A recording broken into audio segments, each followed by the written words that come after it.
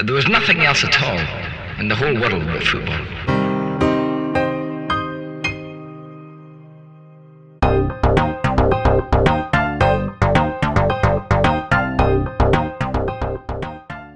Hey guys, hope you're doing well. Simon here from the Triple F. This is the Triple F show where Simon W and I talk about all things Arsenal and the transfer window. So it's pretty much an Arsenal transfer show. This was recorded about 2 weeks ago because we've pretty much just been covering all things to do with the Euros.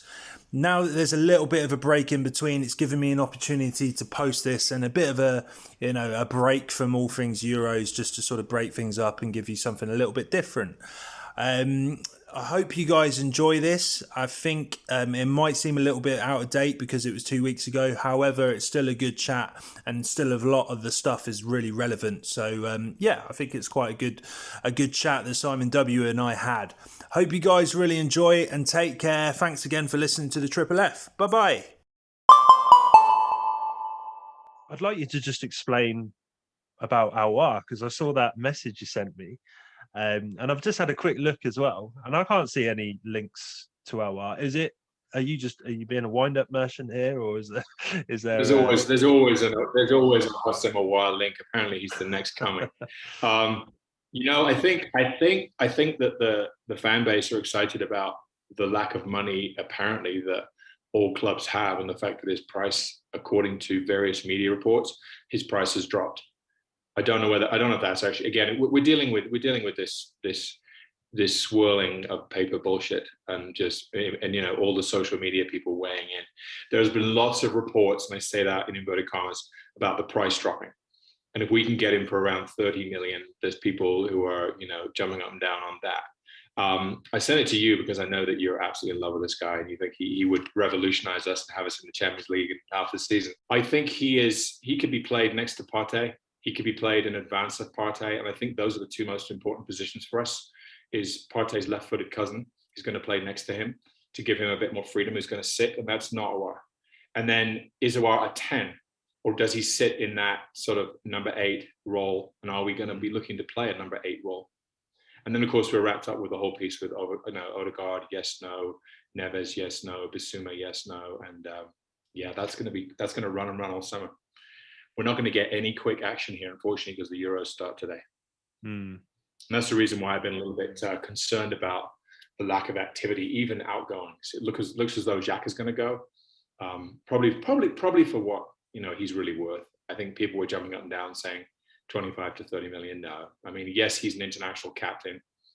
I'm pretty concerned about his leadership qualities walking out the door.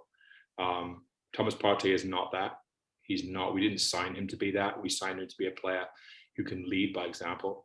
But Partey is not going to be, slapping people and saying, let's go, pick your head out of your ass and stuff like that. He's not going to be that. So I'm concerned about Xhaka going. But he seems like he's the only one that is probably out the door. So I think in terms of the whole transfer piece, there's been a lot said about what we have to do first. And what we have to do first is clear the decks. And I think June is such a terrible time, and July too, in terms of the amount of clickbait that media outlets know they can develop by putting Arsenal in front of any story. Yeah. Everything from the appalling Football London all the way down to the Metro to all these Instagram posts. We don't have the value, I don't think, in these players that we think we have. I don't know. We're not going to get 10 million for Mavropanos or 20 million for Guendouzi. We're going to probably get 50 to 75% of the value that we think. And we've got to get this business done. So for me, I'm definitely waiting to see during the Euros, when it's probably easier to just clear the decks. I hope by the time the Euros finished, we've raised at least 50 million from sales. But we might not get there because, we don't have any money and no one has any money. We haven't had fans in stadiums for a year. So I'm definitely in that June position of thinking we really should get stuff done. But I don't know how much money we can raise by people going out the door. That's my moment in June where I'm just concerned. I wish there wasn't a major tournament because that does obviously get in the way. But I think once the Euros are over, I think that's when the Arsenal trigger is going to be released, I would say. And I think that's it's annoying that we have to wait that long. But I think that's when the business will be done. I think it'll be done quite swiftly after that. And from a lot of the noise I've been hearing as well, and it could just be noise, but I'm sure in a few sort of press conferences, I might be paraphrasing here, but as far as I'm aware, I think Arteta was saying that he wants to get the business done as sort of soon as possible, or it might have just been from sort of other media sources that we need to try and get the business done as soon as possible. There was something that Arteta was alluding to, saying that we need to make a change, we need to do something now, and it's quite interesting what that is, whether that's bringing in a whole new squad and just kind of making those wholesale changes, or if it's essentially just doing the business early. It might be a number of things. Personally, I hope it's a number of things that they're targeting and trying to rectify. But yeah, it's quite interesting to really understand and just decode what Arteta's trying to get at there.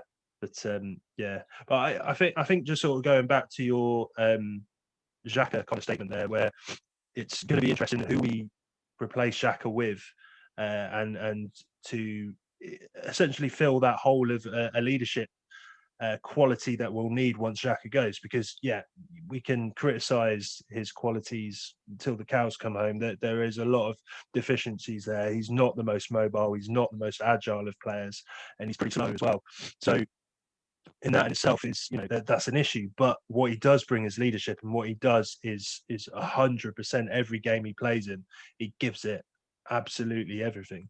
So that's one thing we're going to miss. But if you believe the links, and there have been quite a lot of them, Ruben Neves looks to be the guy that's going to be coming in to replace him. I'm more than happy with that. I think the guy is absolutely an upgrade on Granit Xhaka. He's also 4 years his junior as well, so that's a fantastic thing.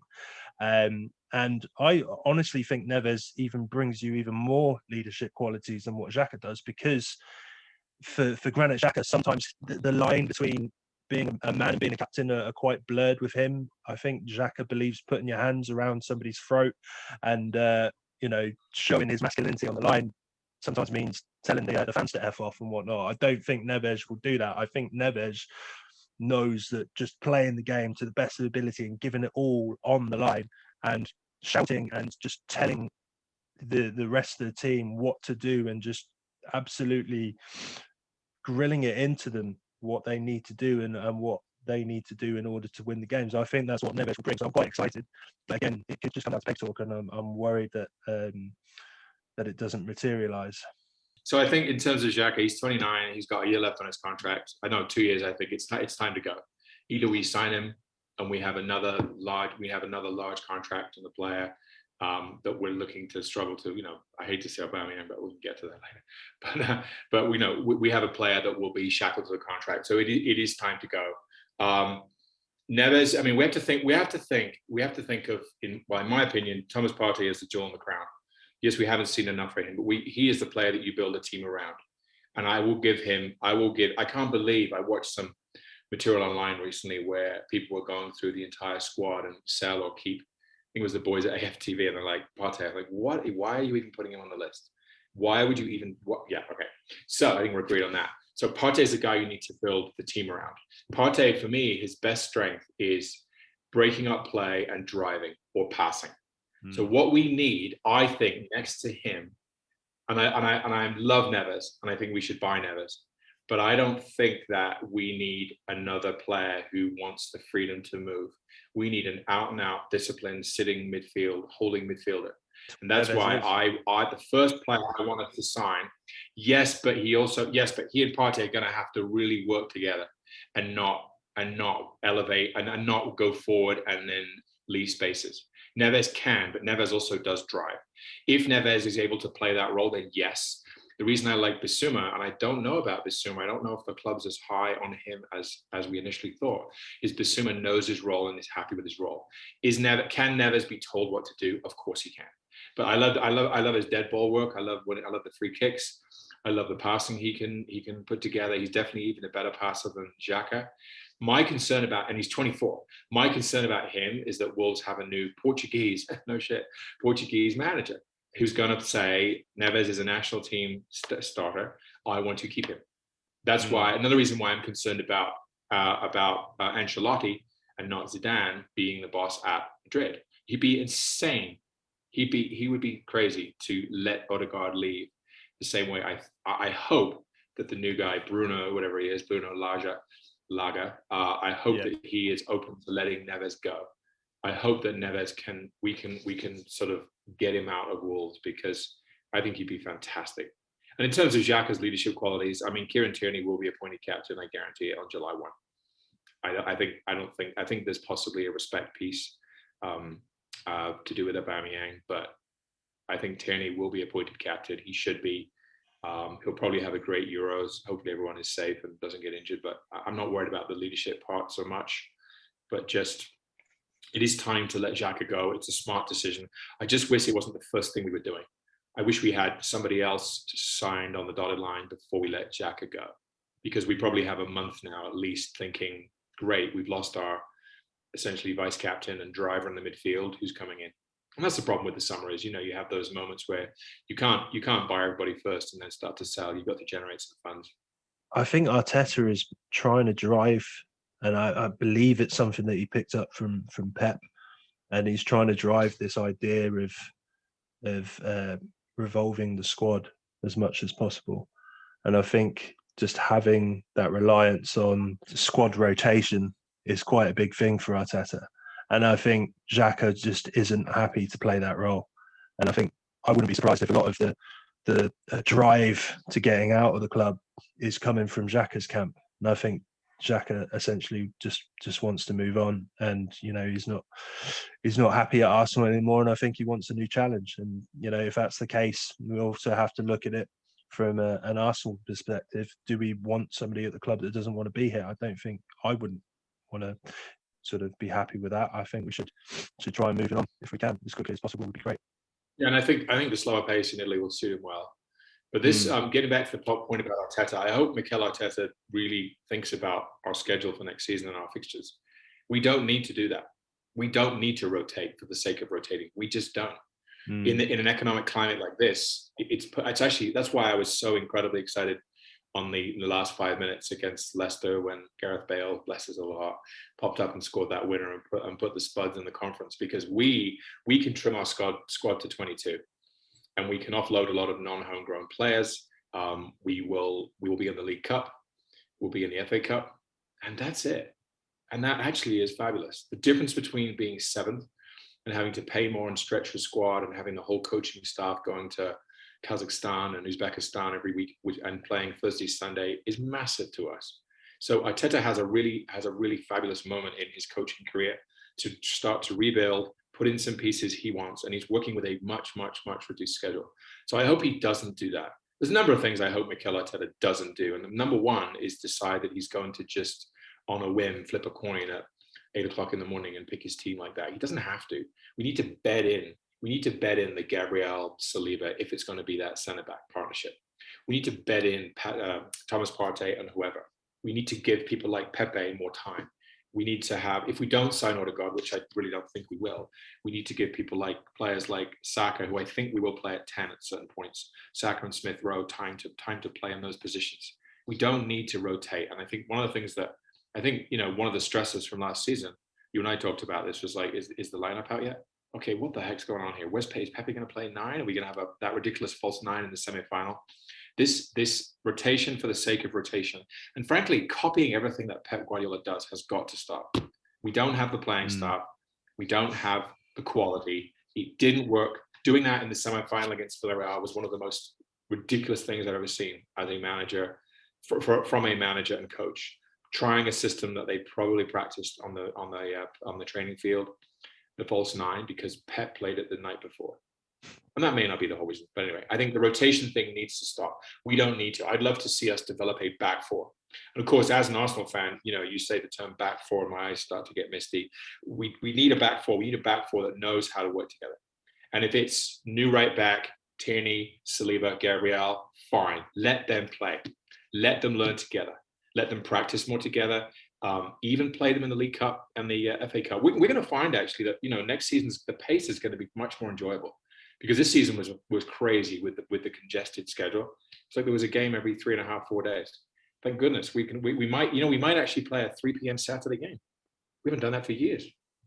Well, I'm sure we have, but not on a regular basis, So I'm actually very excited about next week in terms of our fixture list. I think it's going to be far more manageable.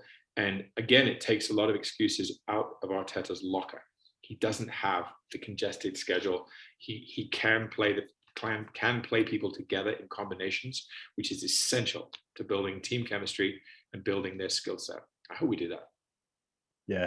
Yeah, I hope so too. I mean, do you have any sort of confidence in Arteta for the next season? I know you were, essentially sort of living on that hill of Arteta out. But I mean, whether you want him out or not, I mean, it's irregardless, really. The guy's going to be there next season, whether you like it or not. So you have to just kind of stick with him. But I mean, the fact that you don't have much of a choice in it, can you see any faith in it? Is there any sort of signs of optimism that you can draw from Arteta being the manager next season? I'm still happy to die on the Arteta out hill. I don't think he's up to the quality we want. If Arsenal Football Club are happy to have a young manager learning on the job, then we've got it. If that's where we are as a mid-table team, if that's what the Cronkies think is the best way to go, is to have a cheap manager / coach and hope that by osmosis with Pep Guardiola, he's going to develop into a strong coach, then fine. We do have him. I think he'll be given. I think he'll be given until end of November, right before the Christmas period. I hope Edu's on the phone and has a few people lined up. I would like him to do a few things. I would like him, as he just said, I'd like him to work on combinations. I'd like him to play people I'd like him to play Gabriel always inside Tierney so that they know and they can develop a chemistry. I'd like to play whoever we get for right back. Obviously, he's going to have Saliba or Holding inside him. Partey needs to look and have a familiar face. Someone they start to learn each other's mannerisms. This constant passing out from the back. It needs to be used in a sparing manner. Even if we get Andre Onana or Matt Ryan, Leno I think will go because Leno is scared of his feet and he really is the problem with that. But Arteta needs to realize that there is no shame in having the goalkeeper hoof it because it's not necessarily lost possession. There's a feeling that the only progressive way to play is to play out from the back because you obviously then overload one side. Remember those goals that Aubameyang scored at the end of last season? In fact, the start of the season, the one against Fulham, which was perfect. Ball went out to the left to be played out, came back to Leno. Leno put it to the right. It was played around with Bellerin, etc. And I think Partey. And then I think it was Bellerin hit a huge ball to the left side. Aubameyang was on his own, top corner. We can do that, but it has to be used in the right moment. We have suffered because teams know that we are bad at that, and they play a high press. And it's madness to me. I'm screaming at the TV, like, don't do it. Just hold the ball, goalkeeper, and hoof it.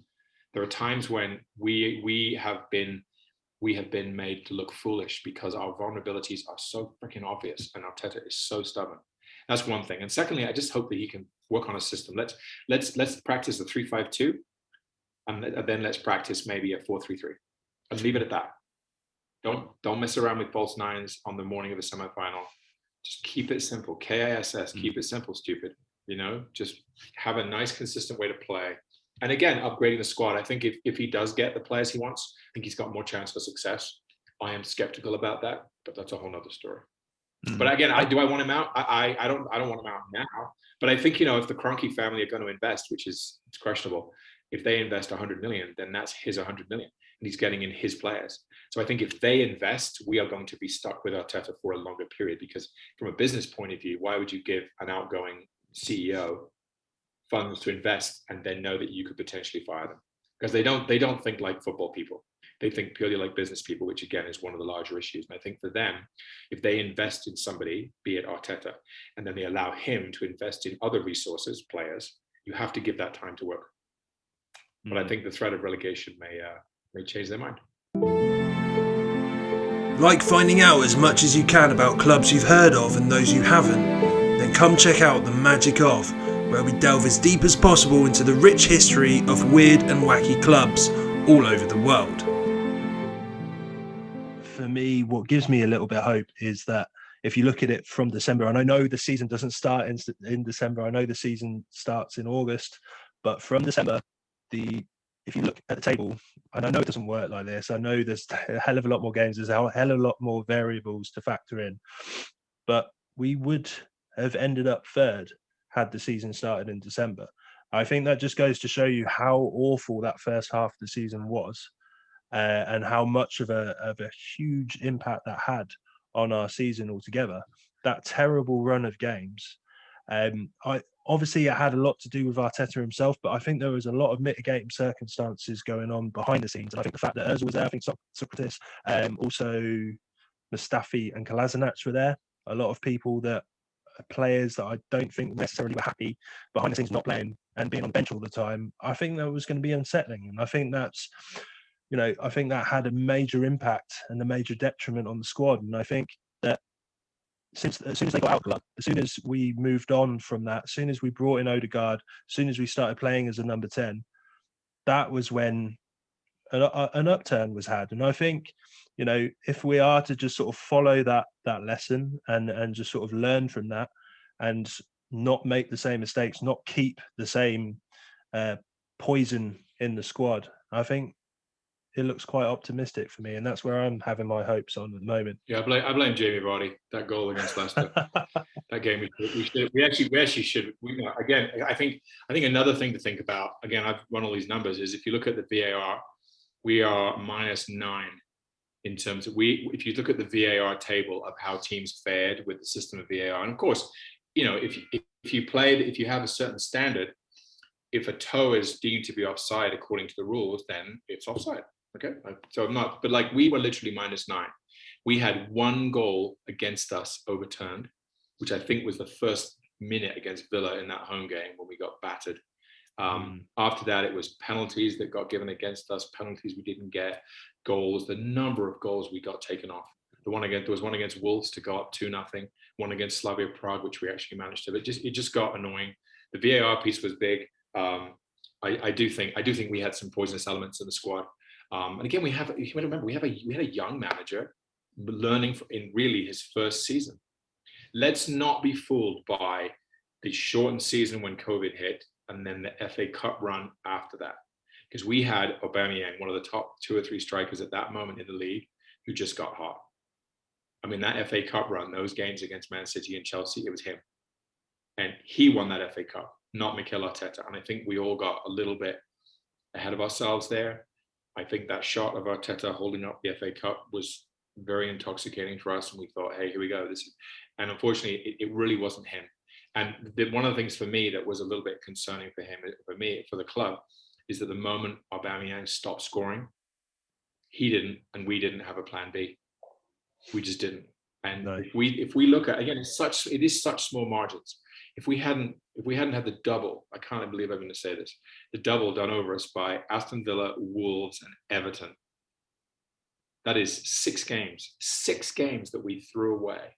If we could have 2 of those games back, we could well have been in the Champions League. But again, it's all ifs and buts, and every team has that. My friend, the Tottenham fan, was saying the same. If they hadn't dropped X or Y game, they would have been in the Champions League. I'm like, yeah, everyone has those stories. So yeah, I do feel a little bit better about how the season could go, but I still don't think Arteta's the man. And I would love to be proved wrong. I'm happy to be proved wrong, but has he had enough time? Yes, he has.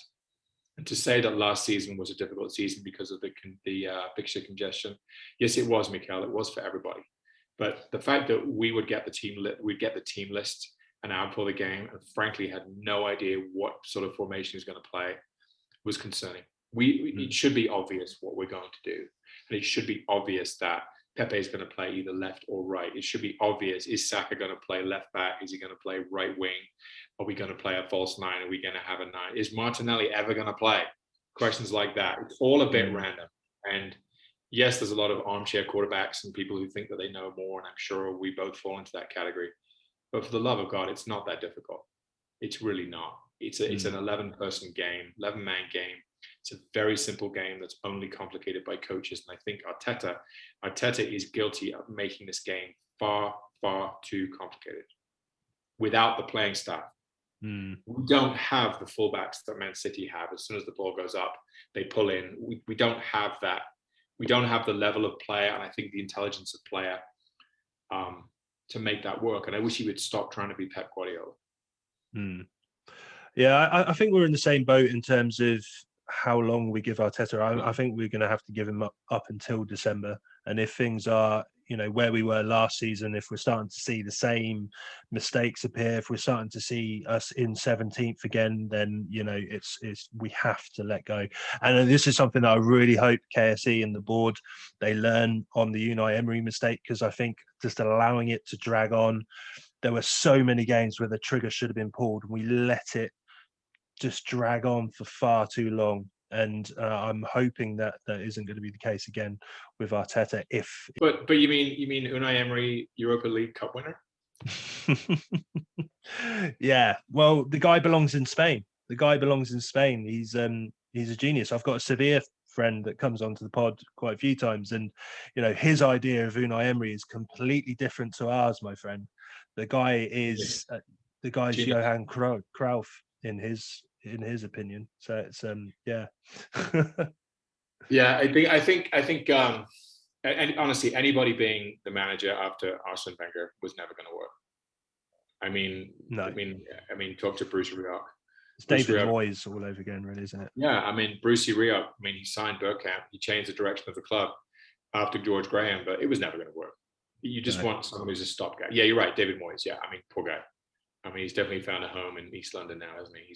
The poor West Ham collapse. I feel so bad for them, but I'm not sure I should. No. So let's talk about transfers, though. Let's get in. Do you want to get into the weeds here a little bit and see who might come and who might not? Yeah, definitely, man. Because I think that's the thing with Arteta. Obviously, whether we want him in or not. I mean, I personally didn't want him to begin with. I wanted Erik ten Hag, although he wasn't linked. But with the four guys that were linked, I think Pochettino was one of them. I would have much happier preferred Poch. But yeah, Arteta's the guy, and I suppose what will make his job easier and what will make fans a lot happier is if the guy's given better tools. And so, yeah, let's go through the transfers and let's go through the ones that are linked for sort of coming in. Let's start with the goalkeeper. And I think you brought up a really good point about Onana, and that's sort of just being good with his feet. And I think that's something that we don't have with Leno.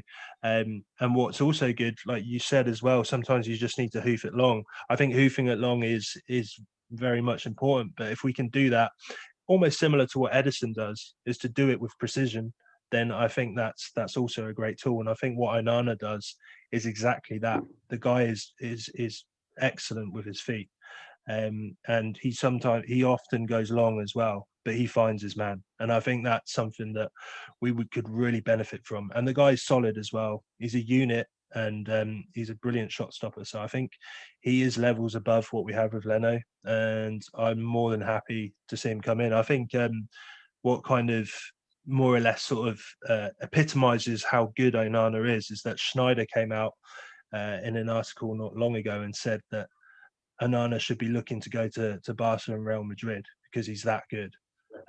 If he goes to Arsenal, he's essentially stepping down. I'm not too sure I was too happy with Overmars saying that, but oh no, sorry, it wasn't Overmars. It was Wesley Sneijder saying that.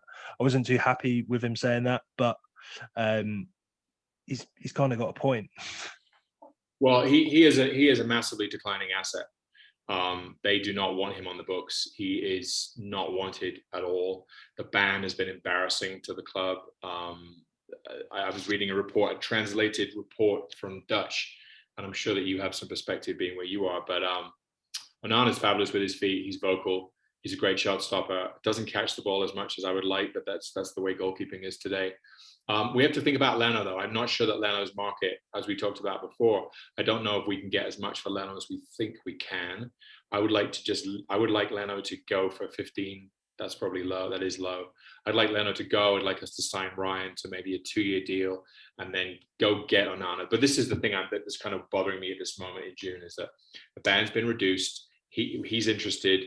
We're interested. Just pull the trigger, Arsenal. Don't try to nickel and dime and try to get it for $1 million, $1.5 million less. Just pay what they want. And the thing is, sorry as well, like he's not going to be in the Euros, so like why can't we get that business done? Yeah. Yeah, I mean, there's always a concern. I mean, I've heard a lot of concern about the African Cup of Nations if we have Basuma. and we have Partey and Onana. But you know what? Clubs deal with it. We just need to deal with it.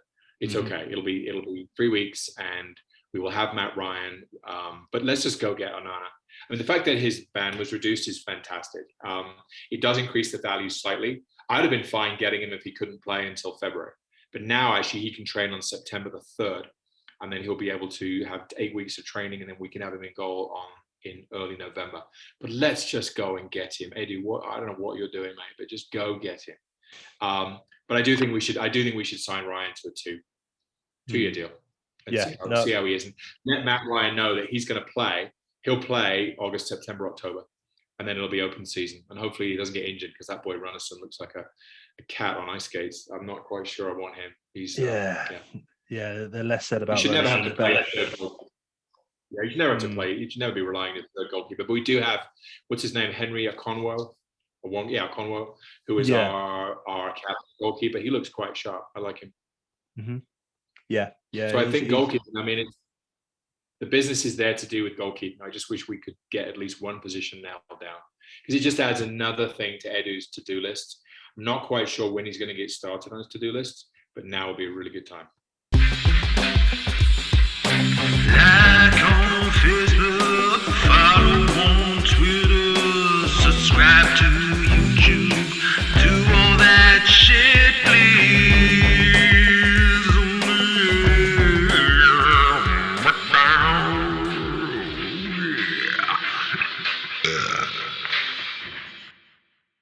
Another position on the to-do list is left back, and this is where I was saying I kind of tinkered with your list a little bit, because you've got here Matty Cash. I don't think there are any links to Matty Cash. I'd love there to be links to him. I just don't really see that as being a sort of logical one, just because will Matty Cash be happy to play second fiddle to Kieran Tierney? I don't think he will. This is where I think the real links are more to this Josh Doig from Hibernian. I think he's the one that we're looking to bring in, and I think 5 million apparently is the sort of asking price. The only issue with Josh Doig as well is almost similar to Matty Cash. I mean, how happy because I think he's 20 years old, this Josh Doig. I don't know how happy he will be to play second fiddle again behind Kieran Tierney. So it's an interesting one. But one thing that Kieran Tierney does give you is opportunities, because the guy's injured a hell of a lot. So maybe they have to sort of factor that in as well. Yeah, and we also have Cedric. I'm not quite sure what Cedric Suarez has done wrong. I really don't. Is he an ample left back though? Probably not. But I think your point about sitting behind, future captain Kieran Tierney, who plays about 60% of the games, I think anyone could be persuaded and say, "Have you seen how Kieran doesn't really play as much as we like?" No, I think Doig is a good shout. I put Matt Cash just because I like him, and I did see some links. I think Doig would be. I think in terms of the way that our club does business, I think Doig is a far more sensible addition to that list. So I don't think Cash is probably a goer. So right back, I've heard a lot. What's his name? Max Aarons is obviously the media's choice. I think a lot of clubs will be going for him. This guy Selleck, I think he is from Lille. I love how Lille do their business. Lille, my other club, if I'm allowed another European club, at Dortmund, and I love how they're run. I think Mikel Zorc does a fabulous job, and I got a book that he wrote that is wonderful. And I think that Luis Campos, who's about to go to Real Madrid, the way he's run Lille is exactly the same, and they've just popped up and beaten PSG, which is just fantastic. This guy Selleck is a classic Luis Campos player, rather like the way Wenger used to develop players. I think for us to get him, I wish we'd already made a bid. I wish there was more sort of real value in this link, but I prefer to get this guy Selleck over Aarons. I think the English player extra bonus, the extra 20 to 30% is going to be in play with Aarons. But both nice players, very happy to have them. Because I think, again, we got to think about why we think we need a right back. There's a lot of talk about PSG and Bellerin, and it's all just paper talk. And he needs to go, because he does not want to be with us. He's probably upset about the lack of European football. He's been a long time. He's got to go. And are we going to be able to buy anyone before he goes? Back to our friends up here in Denver. Are they actually going to invest any money, or are they just going to say that and then wait for us to raise money from player sales? Fortunately, I don't believe, honestly, I said at the time, I don't believe a word. I don't believe a word if we're going to invest. I just don't. I mean, the last time they said be excited, we did bring in Nicola Pepe, and I know 70 million on one player. I think that was the issue. We should have spread out the amount of money for squad depth. We should have laid that payment out to several players at the time, and I think that was an issue itself because we didn't need Nicola Pepe at that time, and that's where the issue is. For me, it's not necessarily how much; it's how we spend the money, and I think that's what we need to be careful with. And I think we're also still paying for Nicola Pepe. That was not a check that we wrote. We're probably paying 15 to 20 a year for him until it's paid off. And so that was another piece with the Buendia piece, is that I have it on very good authority that we were happy to pay up to 35 million, but over 3 to 4 years. And Norwich have just come up. They're like, no, we need money now. So the reason why we missed out, and again, who knows how serious we were. The reasons why we missed out, the reason is because we did not want to give them a check, and Aston Villa gave them all the money in one go. I hope that we don't lose more players because of that. And again, that depends on the Cronkies. If they are not willing to underwrite the outlay for players and everything has to be run in this sustainable model, trouble ahead. How disconcerting is it seeing the links to Basuma sort of go down and dissipate? Well, I've heard a lot. Again, when I say I've heard, again, it's tough to not get drawn into this, but it's this cauldron of bullshit between social media and YouTube and Sky News understands, all that kind of stuff. I don't know. I'm hearing a lot that he is not our first choice. That would be classically the Arsenal to just downplay, and then suddenly, bam, he's holding a shirt. Again, he plays for Mali. He's not going to the Euros. Let's go. I think perhaps we're just trying to downplay him and trying to have the price drop. Typical Arsenal again. I know that if you're buying a house, you obviously offer 5 to 10 below, but the market has changed now. Clubs are desperate for money. And if you want to secure a player, you've got to pay what the club wants. We've been proven time and time again. This penny pinching, it looks great. It sounds like it's the way to go. It probably is at certain times, but we are going to lose more players unless, if they want 30 million for him, just pay him. Yeah. Same with Onana. Just go get him. Go get him. They're neither one of these guys are going to be playing in the next 5 weeks. Go get them. Their agents, I'm sure they have agents who have players in the Euros. Edu, get her done. Yeah, it's worrying, and it reminds me of a sort of classic issue we had back with, I don't know if you remember this, but with Mark Schwarzer. I think the guy was pretty much available for about 4 million. We desperately needed an experienced Premier League goalkeeper at the time, because I think it was when Chesney was just sort of coming through. Yeah, absolutely. So we needed to replace Almunia. Almunia just wasn't the guy, and for some reason we just weren't willing to pay the I think it was 4.5 million, and we only offered 4 million. It's like, oh, come on, man! Like, what are you doing? And it worries me. We're just going to see that every summer transfer window when KSE are in charge. We just got to bear with it, I'm afraid. And now we think back to the abuse that Arsene Wenger took for dithering with transfers, and it wasn't him. No. The one piece of optimism that I really do have here is the hiring of Richard Garlick, who worked for the Premier League, who actually ran West Brom, which doesn't sound like a huge endorsement, but he is now essentially our director of football, because Edu is really the technical director. Edu's the one who works on the playing style and works with the manager and tries to get everything going from the first team down to the U23s, down to the under 9s.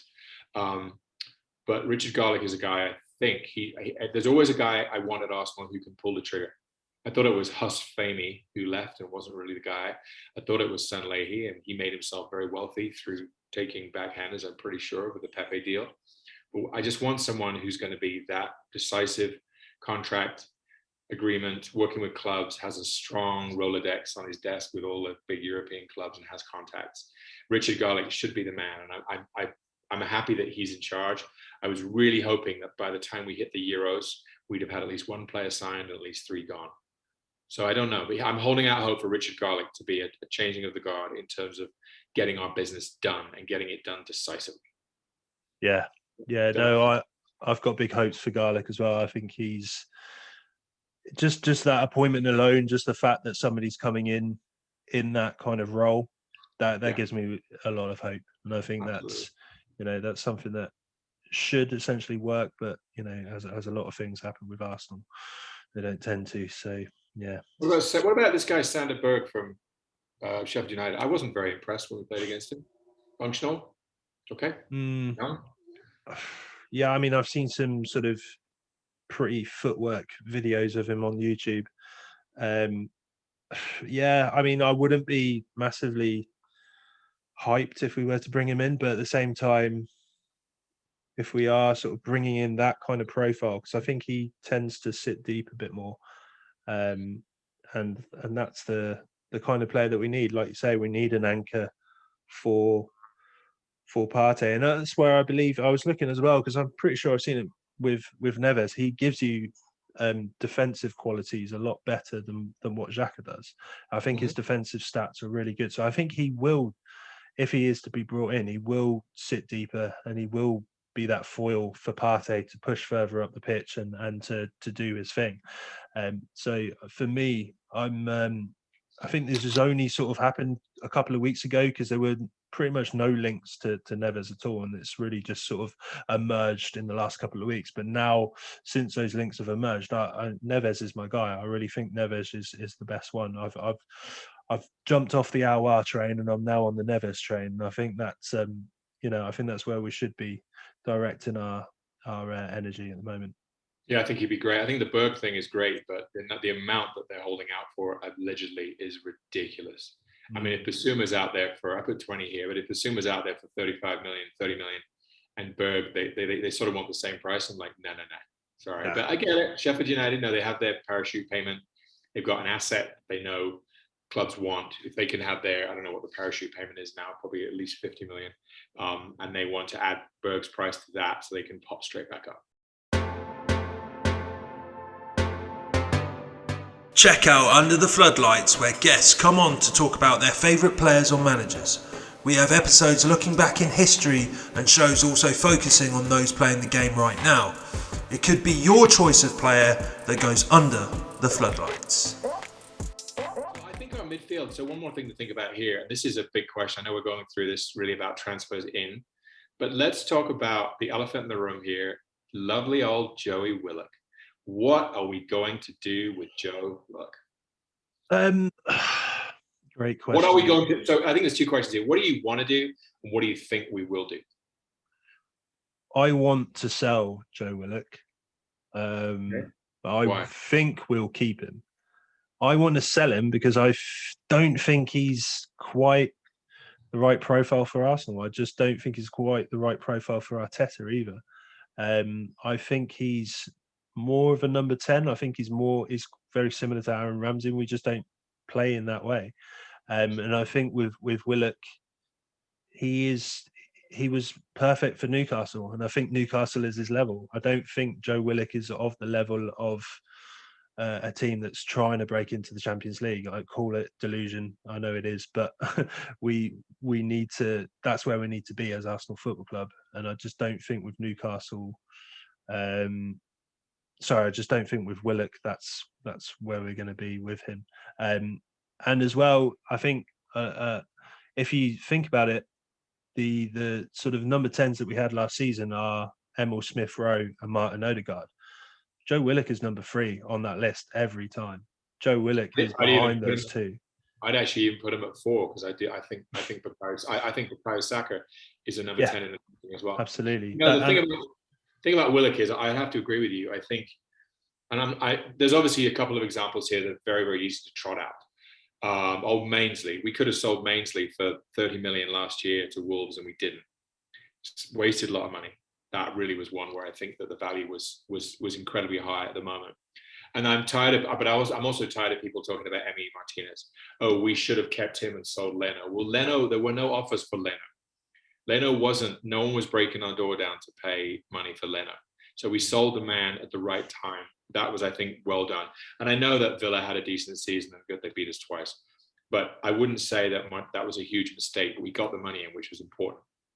Willock, I agree with you. I think his level is Newcastle. And I think it's very easy to be intoxicated by 7 goals in 8 games, or it was. But he does. He plays like Aaron Ramsey. And Partey is the jewel in the crown. Partey is the one to win the ball and move it and then get back in his spot. We need someone to sit next to him to allow Partey to do that. Okay, so we do need that holding midfield player. To not cash in on Willock, it could be, quote, like a new signing. Where the heck's he going to play? And if we keep him and say, well, maybe he can come off the bench and do what he did for Newcastle, that's not worth 30 million. No, it's just not. That's where we have Martinelli. That's where we have a Pepe. That's where we have whoever isn't Balogun. Willock has got to go. And I hope that we are not going to just have our eyes, all rosy tinted about his, and he did a fabulous job. And he's Aaron Ramsey. And Aaron Ramsey popped up. It was very, very tempting to give him a new contract because he pops up and has goals from midfield, that box-to-box player. We don't have a box-to-box player. If we're going to have someone who plays a bit like that, it's Partey. So I think Willock's got to go. But what do I think we're going to do? We're not going to sell him. We're not. We're just not going to sell him because he has. I think he's turned the heads of Arteta and Edu. I think we are probably, if we think about selling him, I think we're gonna price ourselves out of the market. I think we may say to Newcastle, it's got to be 35 million, and they'll offer 30, and we'll say no. I'm afraid we're going to keep him. I hope we don't. I mean, if we do keep him, it's just more sort of boo for him, really, because he will be, third in the pecking order. He'll be on the bench a lot of the time.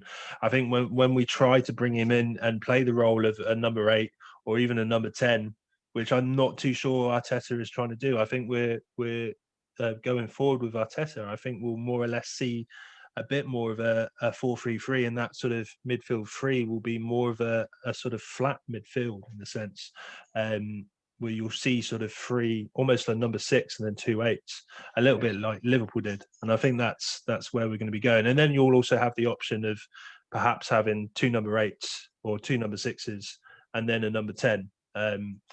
And either of those, Willock just can't play in that, in my opinion. So I think what Willock needs to play in is a 4-4-2 system.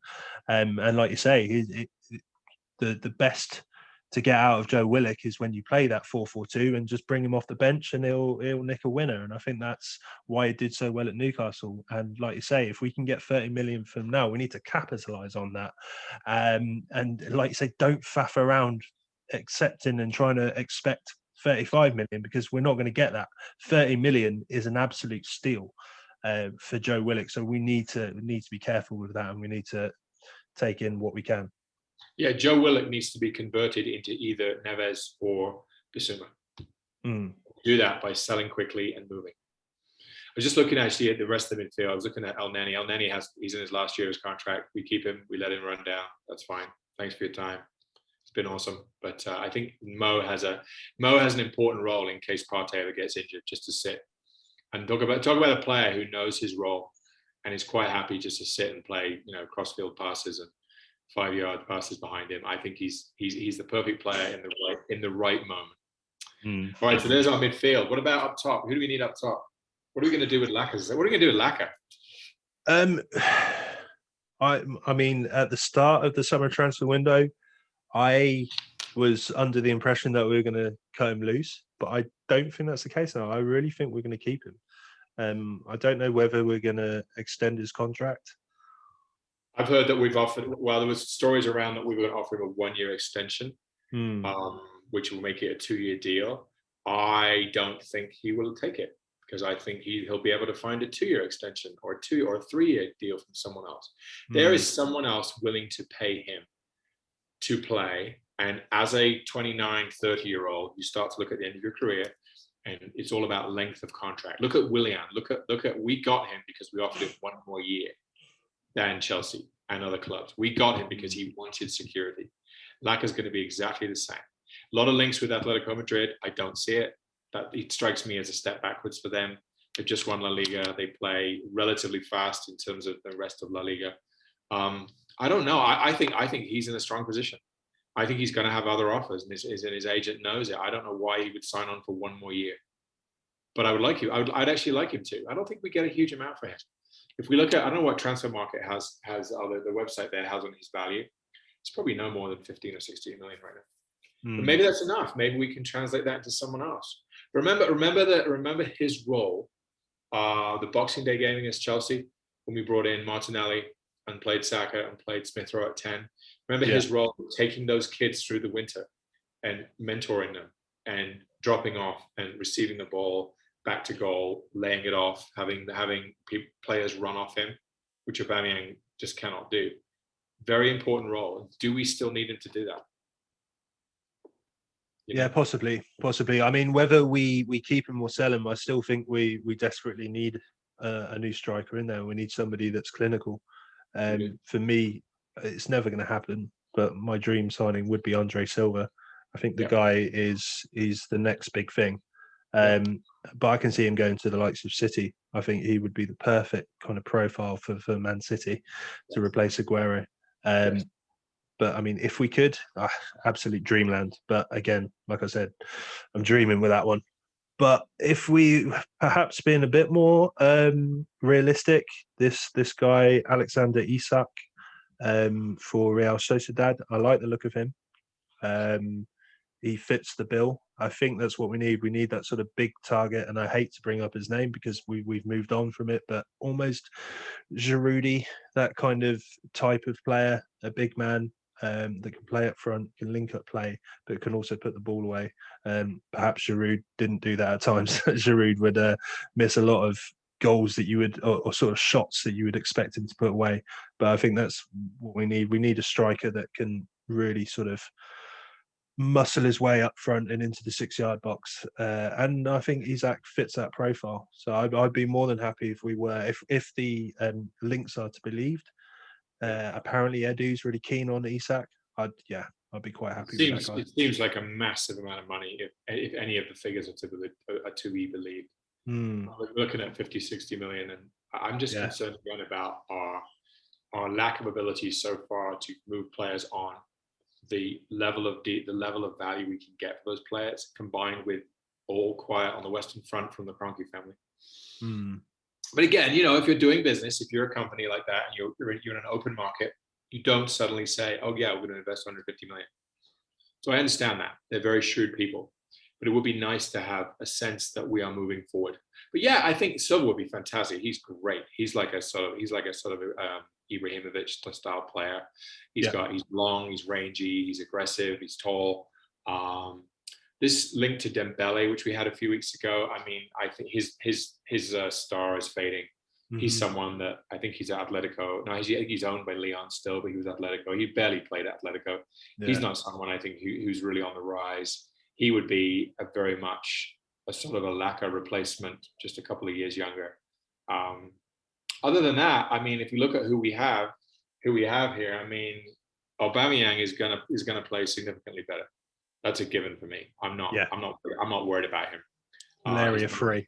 Well, malaria free. Did his mother die, or was she just sick? I think she was just sick. Right? I think she was sick. Yeah.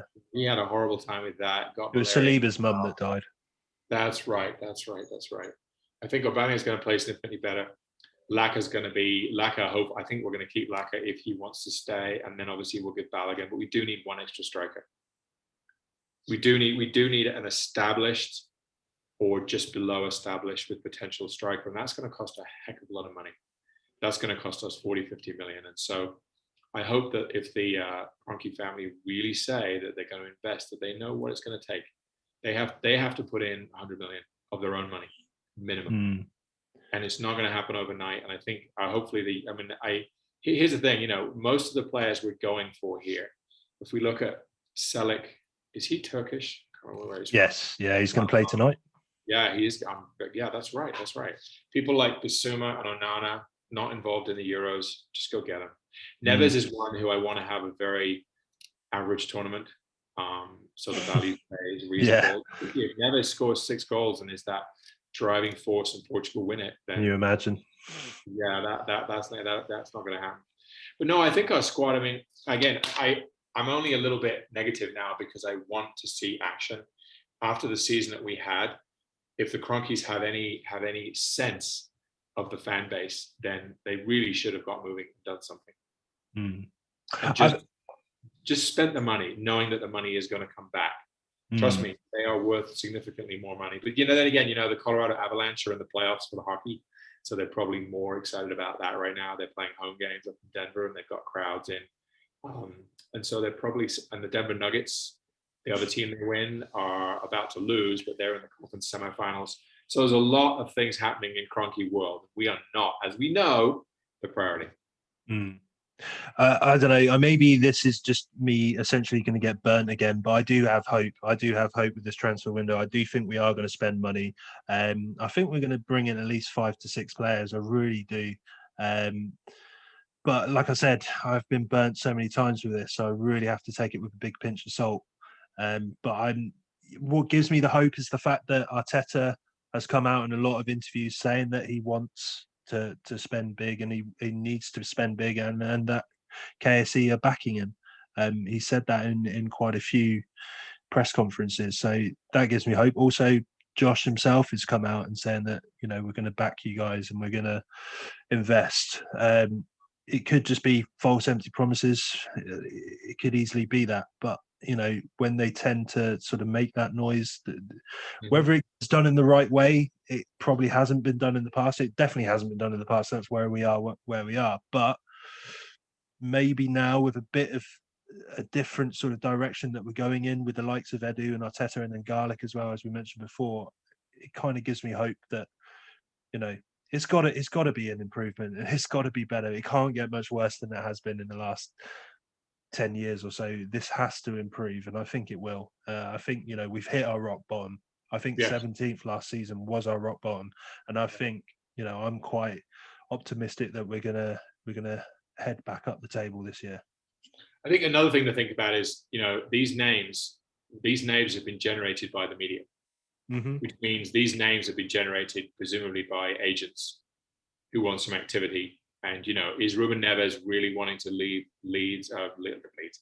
Wolves with a new Portuguese coach, the ex-Benfica coach coming in? Does he really want that, or is the agent trying to drive up demand and interest and trying to get the new manager to sign into an extension for higher wages? We have to be very, very careful about how we think about that. Now, the same for Bissouma. Obviously, Berg is one where they want to recoup money. So I think all these names, we've got to be very careful. I mean, I've fallen into it too. We may not sign any of these players, and I think we have to trust in people like Garlic, people like Eddie. We have to trust that we are going to do the right thing and we are going to upgrade. So I think we may never see Bissouma, we may never see Aarons or Selleck or Berg or Neves. We just may not. There may be a player, and I would quite like there to be a player who's bubbling underneath. Like the guy, there were a bunch of other players have been mentioned in the last few weeks. Quite a few. These names keep surfacing, but let's not be naive to think that they're surfacing because they're genuine links. They're surfacing because agents are feeding social media outlets and they're feeding newspapers. Say, hey, here's an exclusive. And of course, it's a business. It wants clicks. It wants advertising. It runs with it. So just know that the way that media machine works, and because of the number, I mean, if you look on Instagram, there's probably 400 Arsenal type accounts, and they're all like, some of them are 3 or 4 days late. Yeah. Like, really, where did you get your story from? Wait, you got it from 4 other people. So just know that we may not sign any of these guys, but the things that I really want to have happen that are really in our control is getting our squad down. Let's get rid of Guendouzi and Willian. And I saw a story today about Nketiah. If we sign him to a 1-year deal, that only means that we're making it then 2 years out, and we're protecting his value. But people like Kolasinac, let's get rid of Mavropanos. Let's get rid of Reece Nelson. Let's get rid of Runnison. And if Mainsley is going to be so obnoxious in the media and start to talk about the club, he needs to go. Yeah. But he also has a little bit I can understand it. He should have been let go last summer. And we would have had another 30 million from Wolves, and maybe Wolves wouldn't have done the double because Mainsley would have given away a penalty for us or something like that. Just going back to your transfer links sort of theory as well, because it wouldn't surprise me if the Neves links came about because Roma wanted to sort of generate the Granit Xhaka interest, just to sort of create that leeway so that they could bring him in. Would not surprise me at all, and I completely agree. I think the agent world and the media world are completely hand in hand, and it's something that we have to be very careful of. But if you're an agent who's getting 10 to 15%, you want there to be a new contract. You're basically generating money for your own pocket. It's a very flawed system, but it is what it is. Cool, man. Excellent. All right. Thanks again, bro. And catch you later. Cheers, mate. Bye. Cheers, man.